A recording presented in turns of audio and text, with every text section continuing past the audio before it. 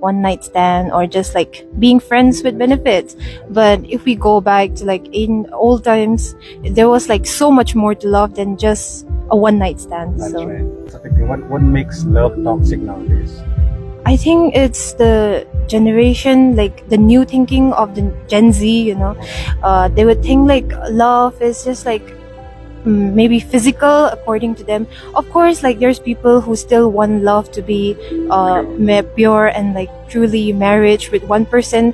But then again, it's like mostly the effect of social media as well. They portray love in like many different ways. So social media is very, very much not true. And sometimes what we see on social media, even if it seems like a perfect couple, they may be very toxic.